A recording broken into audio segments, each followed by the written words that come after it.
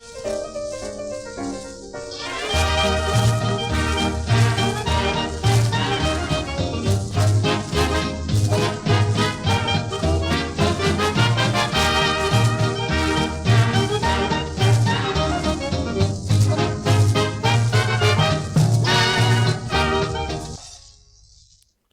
I want to focus this video on something I spent a good deal of time today doing, and that is preparing for food shortages. I could come on here and I could tell you the numerous news stories, but I've reported on them in the past. The food supply chain is breaking down and being purposely destroyed because the people in power are trying to change the way we eat and the way we live lives so that they can be more in control. And that means a lot of things. That means eliminating the meat supply. That means forcing us to eat cicadas. All that kind of good stuff. So the way that we adapt and overcome that is we find ways so that we don't need to eat their food. We can eat our food, whether that means growing our own food or stockpiling food. So I'm going to tell you really quick what I was doing today, and hopefully this can help you in your process or motivate you to get started with that. Inevitably, I will do more videos on this subject because there's a lot to discuss, more than I'm going to discuss in this video. But I just want to let you know that. Let me make sure this is right. Oh, still getting used to this. But so here's the rundown. I was packaging food today. A while back when all this crap started, and even before that, I was buying lots of food just in regular packaging because I thought there's a really, really high potential that things are going to just shut down and not come back. Now, thankfully, they did come back, and our way of life has continued, and that's been good. I enjoy when things are not crazy. But I also will acknowledge that things can easily go that path again, and they will eventually. It will get to that point. It's just a matter of time.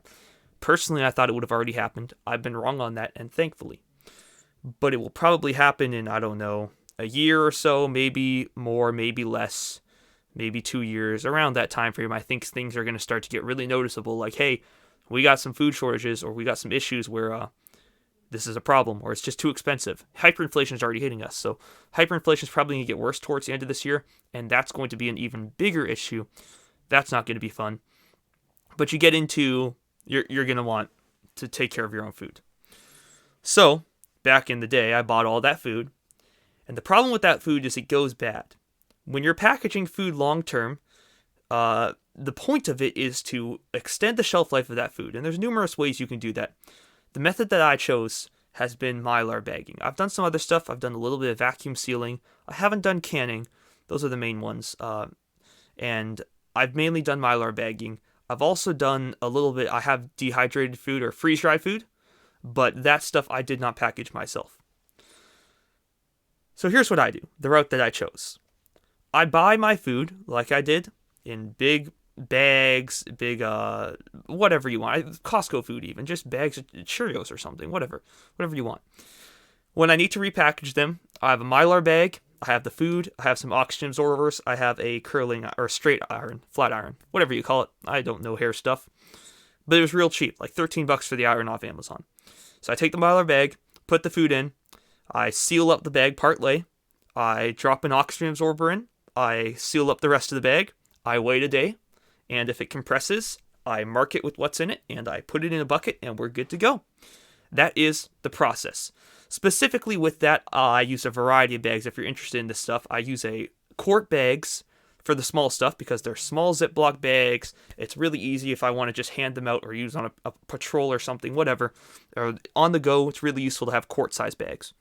I use, I think it's 1 gallon bags. They're a little bigger, and those will store some medium-sized stuff.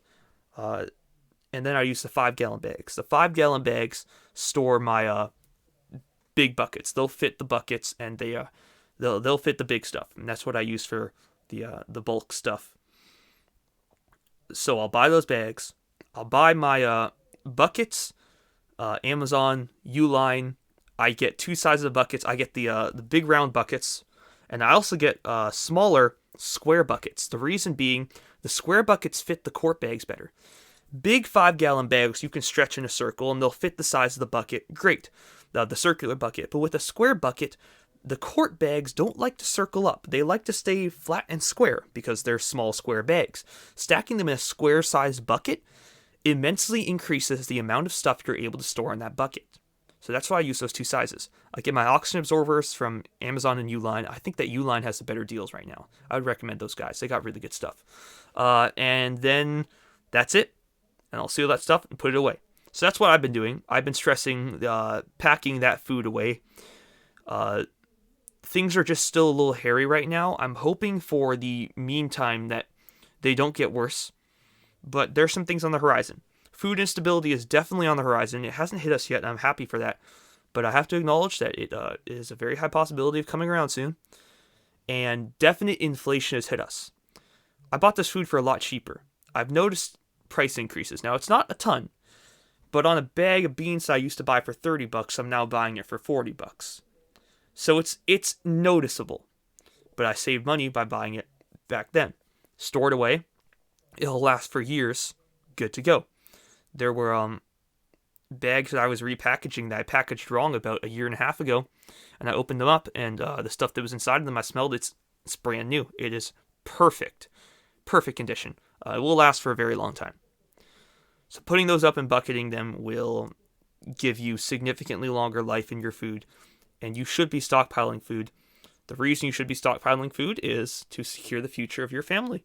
In case food shortages stuff comes, like it most likely will, you will be safe, and you won't have to worry. And I've heard stories of people who use their food supplies for a rainy day fund on something like they all got sick and couldn't go into work for a couple of weeks, or outside for a couple of weeks. They were just too sick, and they used their long-term food supplies at home to get them through that period, and it really was super helpful. When they got better, they just refilled their long-term food supplies. Very useful. So I've done a little bit of vacuum sealing. Same thing with vacuum sealing. You put the food in the bag, you get a vacuum sealer, suck all the air out, put it in a bucket. The main things you want to be aware of with vacuum sealing and Mylar bagging is you want less sunlight, so if you can get thicker Mylar bags, that's important. You don't want light to get through. That's also why you put them in buckets.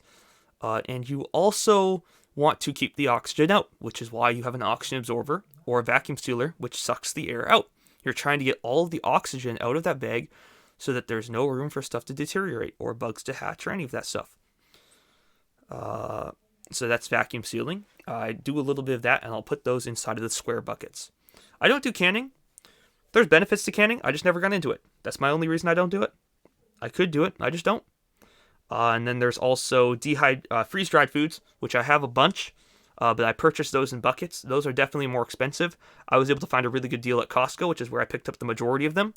So, yeah. That's my food storage. I just want to come on really quick and say that the food supply chain is still an issue, and that's why I want to be reminding people every once in a while. This is just one of those videos. I want to come on and remind people that they should still be conscious about these things and still be trying to fix them and secure the future for their family. It's not always possible. You're not going to be able to get 20 years worth of food in a matter of a few weeks. But if you put away a week's worth of food every couple of days, which is entirely possible, you can do it. I mean, think about it. You can get an entire bucket full with the whole rig full of beans stored for years and years and years. And that bucket and everything inside will only cost you around $30 to $40. That's very doable. You can survive on those for a long time. So I would highly recommend looking yourself into food storage. I think the majority of the people on my channel already are. So if you are one of those people, I hope that what I gave you was helpful, just in even getting a second opinion on what you should be doing and just making sure, oh yeah, I am doing that right. Good. Good to go. If you're not one of those people, or if you still are one of those people, this should be just another video to remind you, keep this stuff in mind. We're not out of the woods yet. We aren't even close out of the woods yet. We are still going into this. I think it's barely even started. So this is a reminder. Go through, check your food preps again. See anything you've got to repackage or redo, or any more you want to add to that. And if you're not started on this stuff, start to research it. It's quite easy. It's not as daunting as you think. All you need is just the food, a bag, a bucket, and an oxygen absorber. It's super simple. Takes a little bit of practice to get it good, but once you got a good system in place, it's really, really simple. It keeps you safe. It's a prudent thing to be doing. So, I hope this video wasn't all over the place. I just wanted to come on and say that as a reminder. Keep stacking food. It's important. See you guys later. Thank you for watching. Oh, by the way, like and share this channel. This is still the new channel, so it's going to take a little for us to get back to our levels we were at. 1,700 subscribers. We're a lot. I don't know if we can get there, but we will try. We will try our best. See you guys later. Thank you for watching. Thank you for supporting us.